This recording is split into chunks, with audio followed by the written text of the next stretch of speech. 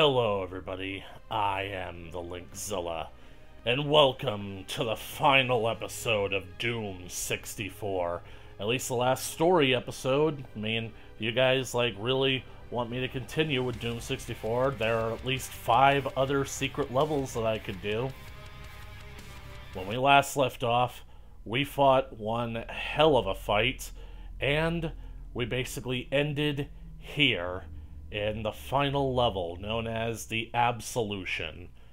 The final boss and the final challenge is through that door, but I don't think that door's going to open until we pick up all this stuff. Now, the thing about this level is that I'm pretty sure that there's 2 ways to fight it.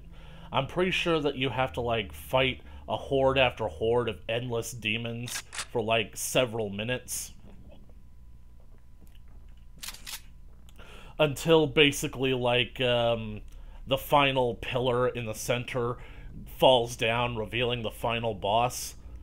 However, there's another way that you can do it that basically saves you a whole lot of time and a whole lot of ammo and a whole lot of headache. And considering that I basically, just went through a whole lot of that stuff in the last video, I think that I'm basically going to go with option B. You remember the demon artifacts that we were collecting for this thing? Well, it turns out that they're not just used to make the Unmaker more powerful. And considering that this mod was a complete butchering of the Unmaker, no offense to you, Sergeant Mark, but I think that I'll be enjoying the vanilla version of Doom 64 from here on in. Because of all of that, well, I am completely out of cells. I am completely out of ammo. Look, it's trying to power up, but it can't. Oh. I just set off the hordes of hell out there. Anyway. The 3 demon artifacts each act as keys. Keys that close the demon portals in there. So whatever is causing this invasion, by closing those portals, we can end it for good. That's what we're gonna do. How was I able to pick up that shotgun when I'm maxed out on shotgun ammo? Dang it. Part of me was hoping that this was going to work a lot like Doom 2's power-ups, where when you're in the room where you get to basically, load up on all your weapons again, the power-ups don't exactly disappear until you're completely maxed out.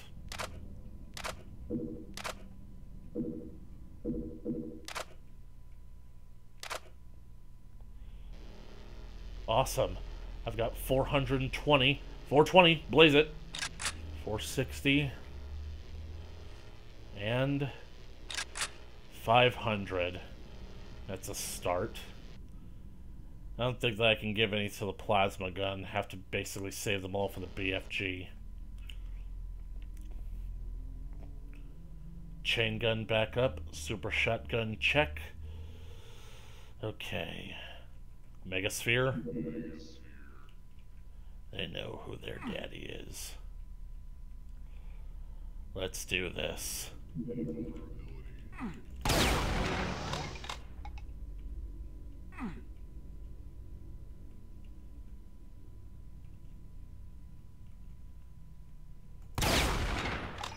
Well, where are they?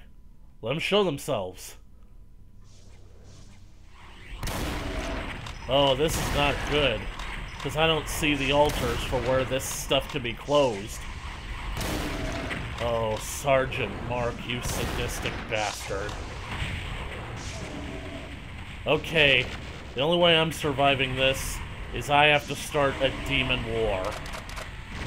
Fortunately, there are plenty of cells lying around.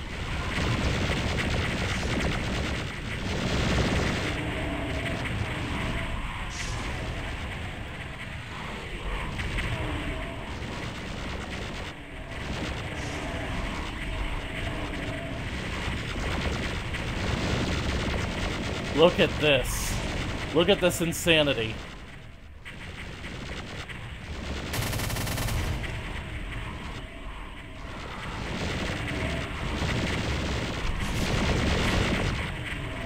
Just Strafing to the left. Ah!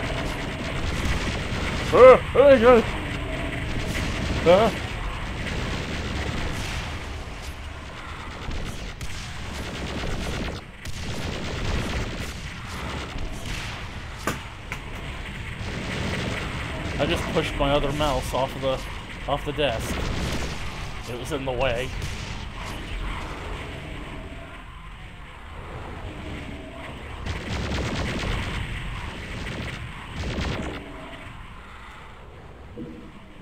I need to take out those pain elementals.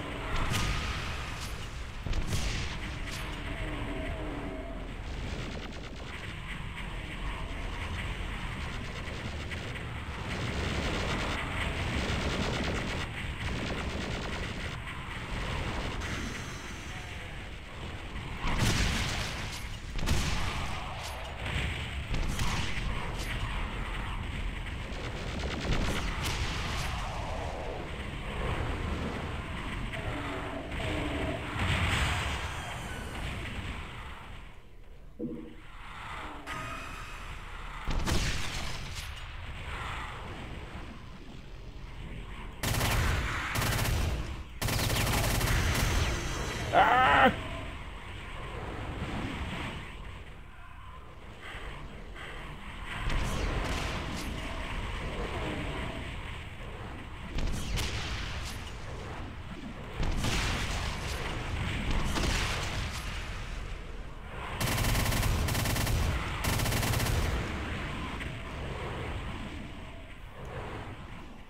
Sergeant Mark, you are an evil man. If he ever gets out of prison, I'll kill him. Of course, I don't know if he's in prison or not. No! Run! Run, John! The Revenants are going to be the only things that are left. Don't look back. Don't look back. Don't look back. Shrek, I'm looking back.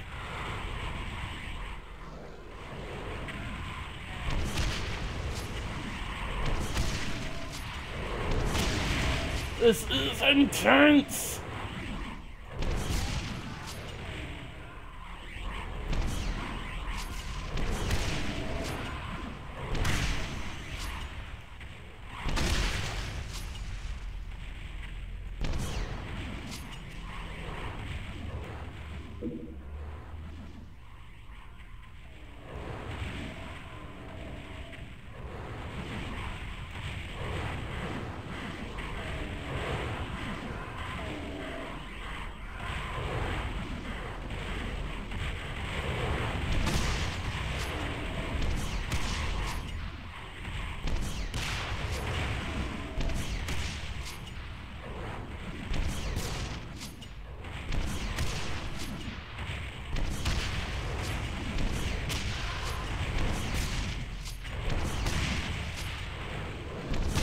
Oops.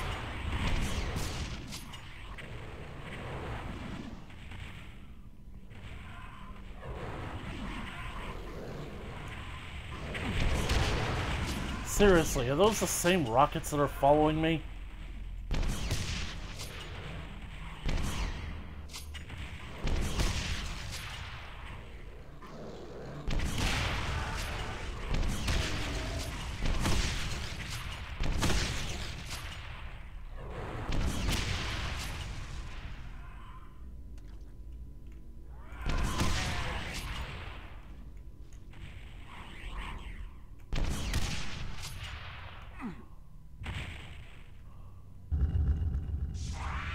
And there she is, the queen bitch herself, the mother demon.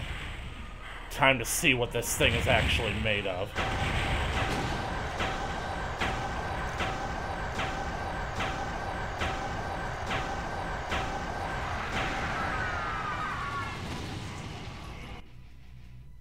And so, it is done. 98%? I left nothing alive.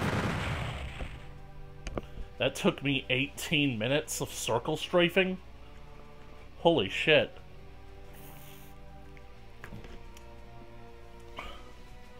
I'm a bit disappointed that Sergeant Mark screwed me over because I was looking forward to basically giving it 2 tries. Wanted to basically, like, go through the entire wave of, like, dodging the demons and whatnot, but I also wanted to basically kind of show off, like, how the demon keys worked. If all they're good for is powering up the Unmaker, and the Unmaker in this mod is just pathetic sauce. Like, you remember that drink that I had a few episodes ago? That mangrove stuff that my sister's brother-in-law made? Like, that's what the Unmaker is. I was expecting, like, that gun to basically be, like, 17 shots of tequila straight. And it's like, all it is just, well, it's the Dora the Explorer of guns. I mean, don't get me wrong, it's powerful, but compared to what it's supposed to be, it's supposed to be a rapid-fire gun that is so fast it overwhelms the demonic opponents to where they can't even move to respond, to retaliate. Well, anyways, that was the Absolution, so let's finish off Doom64. Entering End.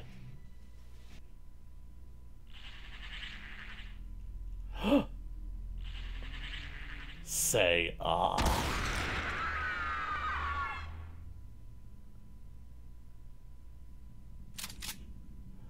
This is how I imagine Doom 2 ending. Finally, the mother of all demons is dead.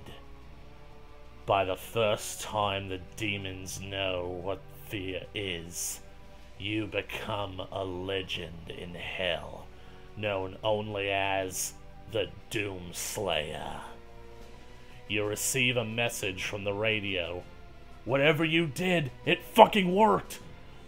They're all falling back to the portal, says the commander. But you refuse to answer. You don't want to come back. Just let them think you are dead. You know that hell can't ever be destroyed, so you decide to remain in hell, to rule it, and ensure no demon ever rises again.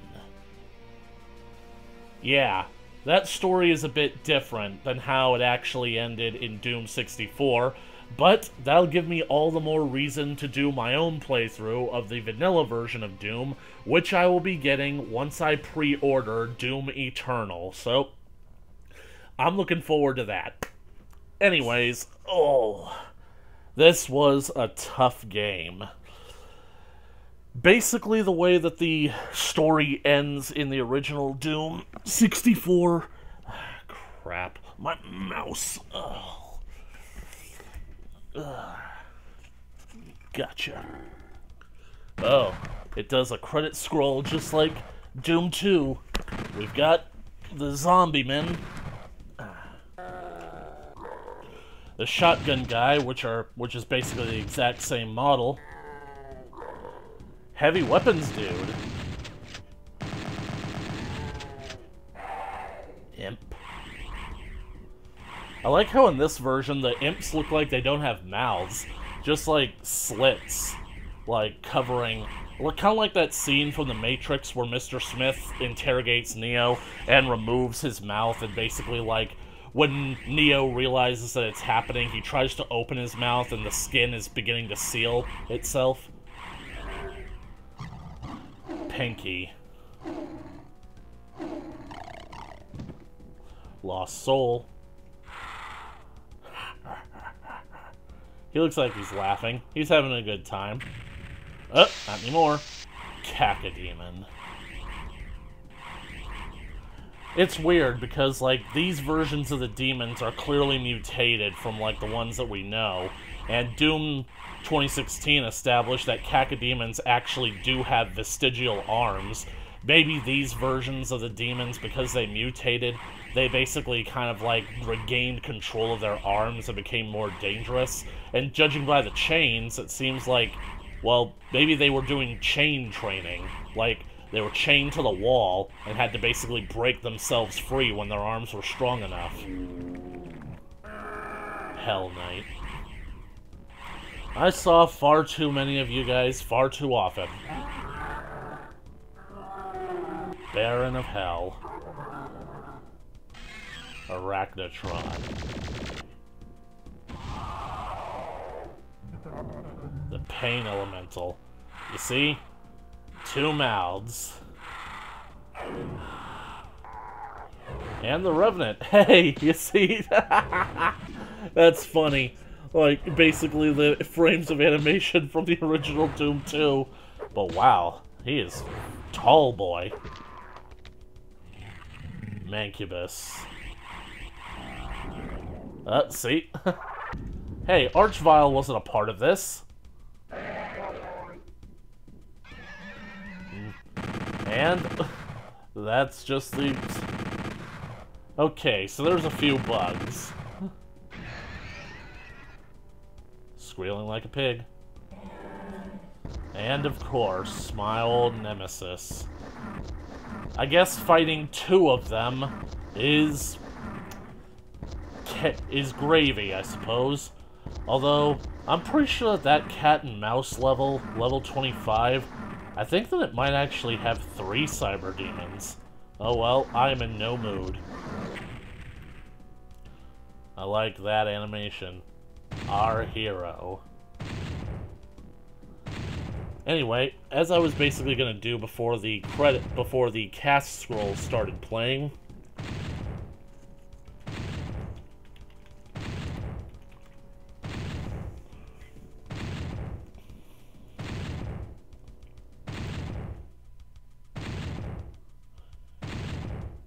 the way that the story actually ends, finally, the mother of all demons is dead. Friggin' pop-ups. The blood pours from your eyes as you stand in defiance. As the only Marine to endure the slaughter, you decide to remain in hell and ensure no demon ever rises again.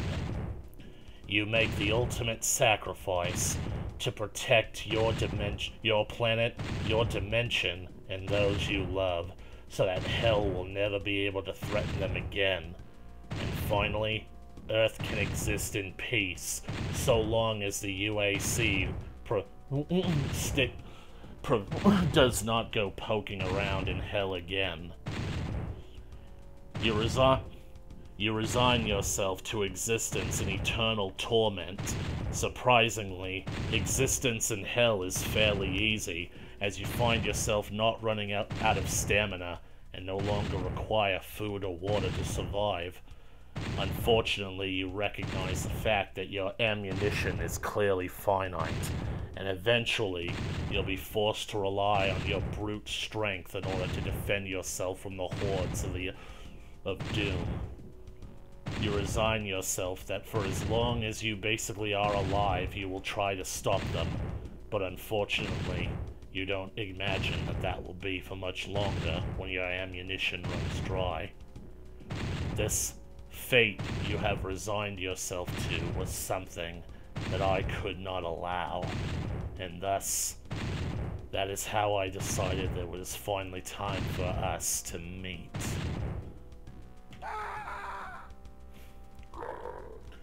And so, that is Doom64.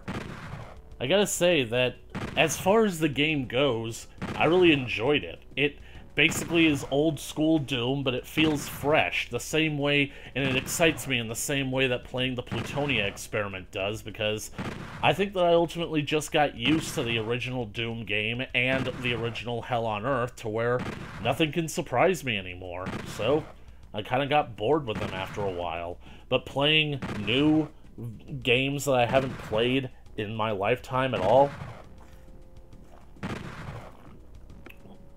it really is basically so refreshing. So, anyways, for right now, that's pretty much all that I can basically do at this point. Not really much else that I can show you guys. It's just the fact that, wow, all of that was just absolutely insane. And for those of you who are watching, that is where the Doomslayer comes from. Like, Sergeant Mark was taking severe liberties with basically 100% his own take on the ending of Doom64 by flat out naming the Marine as the Doomslayer, but it's still highly implied that this is how it happened. The continuity of this game perfectly leads us into the events of Doom64, which is why I do believe that this game technically is the unofficial but still sanctioned Doom 3. It really was. I mean, let me just basically put it like this. Like, games, sometimes they have numbers, sometimes they don't. Sometimes simply the next installment on a game on a new console is the indication that it's a continuation. So, like, say the original Castlevania trilogy had the 3 Castlevania games, and they were all continued with Super Castlevania 4, which is basically the Castlevania game for the Super Nintendo, which was sort of a recreation of the first game, while also it wasn't. It basically was like a sort of amalgamation of all 3 games with new mechanics and whatnot. So in a sense, it really was the next evolution of the games, and kind of does feel like a sequel, in a sense. Though I don't know where it fits into the continuity. Does it come after Simon's Quest or before Simon's Quest? I don't know. Anyway, so I really liked this game. It was brutal, it was sadistic, and I was frustrated as hell, but that's Doom for you. Like, basically speaking, I'll probably feel the same way when I'm playing Doom 2016, but in a lot of ways, I feel like Doom 2016... that it was almost too easy the first time I played through it. Like, when I realized that I had gotten to the end of the game, I was basically left thinking, that's it? Like, it's already over? I mean, I breezed through it in just a few days, and that's no fun. I don't feel good about that. But anyways...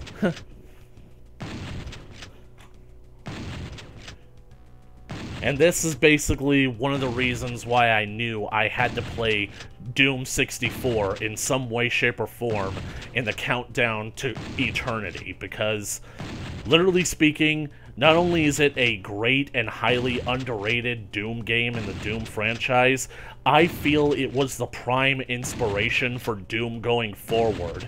The darker and more atmospheric aesthetic translated well into Doom 3 when that game came along, and the story with the Doom Marine resigning himself to an eternity in hell, fighting against the demons, perfectly illustrates how he got to the point where he is the Doomslayer of Doom 2016.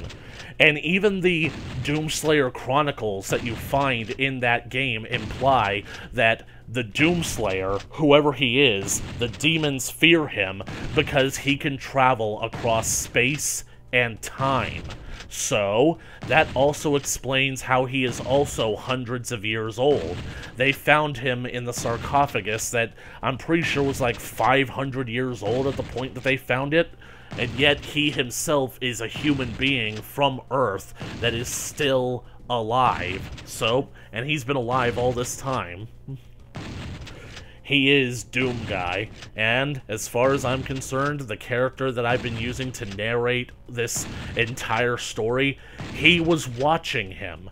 He had been watching him ever since he was brought to Mars during the first incident, before the first incident, and then the Phobos outbreak and whatnot, and basically he realized that this is the guy, he is the chosen one, he can help us stop all of this from happening, even before it begins. So,